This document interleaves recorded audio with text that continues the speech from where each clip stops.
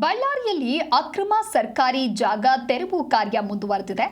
ಹವಂಭಾವಿ ಪ್ರದೇಶದಲ್ಲಿ ಕೋಟ್ಯಾಂತರ ಮೌಲ್ಯದ ಜಮೀನು ವಶಕ್ಕೆ ಪಡೆದುಕೊಳ್ಳಲಾಗಿದೆ.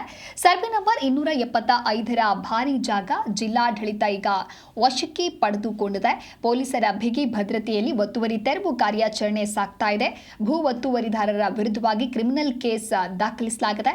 ಎಡಿಸಿ ಜುಬೇರ್ ಮತ್ತು ತಹಶೀಲ್ದಾರ್ ನೇತೃತ್ವದಲ್ಲಿ ಆಗ್ತಾ ಇರುವಂತಹ ಯಶಸ್ವಿ ದಾಳಿ ಅದರ ಮುಂದುವರೆದ ಭಾಗವಾಗಿ ಇದೀಗ ಅಕ್ರಮ ಸರ್ಕಾರಿ ಜಾಗವನ್ನ ತೆರವು ಮಾಡಲಾಗ್ತಾ ಇದೆ. ಜಾಗವನ್ನು ವಶಪಡಿಸಿಕೊಂಡು ಸರ್ಕಾರಿ ಬೋರ್ಡ್ ಅಂತ ಹೇಳಿ ಅಧಿಕಾರಿಗಳು ಇದೀಗ ಒಂದು ಬೋರ್ಡ್ ಅನ್ನ ಅಳವಡಿಕೆ ಮಾಡುವಂತಹ ಕೆಲಸವನ್ನ ಕೂಡ ಮಾಡಲಾಗಿದೆ. ಸರ್ವೆ ನಂಬರ್ 275ರ ವ್ಯಾಪ್ತಿಯಲ್ಲಿರುವ ಕೋಟ್ಯಾಂತರ ಮೌಲ್ಯದ ಸರ್ಕಾರಿ ಜಮೀನನ್ನ ಒತ್ತುವರಿಯಿಂದ ಮುಕ್ತಗೊಳಿಸಲಾಗಿದೆ.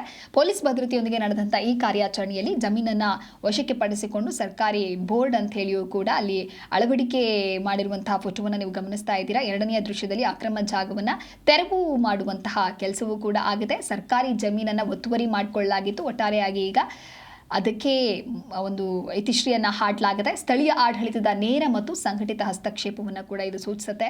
ಪೊಲೀಸ್ ಬಿಗಿ ಭದ್ರತೆಯನ್ನು ವಹಿಸಿರೋದು ಕೂಡ ಕಾನೂನು ಸುವ್ಯವಸ್ಥೆ ಸಮಸ್ಯೆಯನ್ನ ಇದು ತೋರಿಸುತ್ತೆ.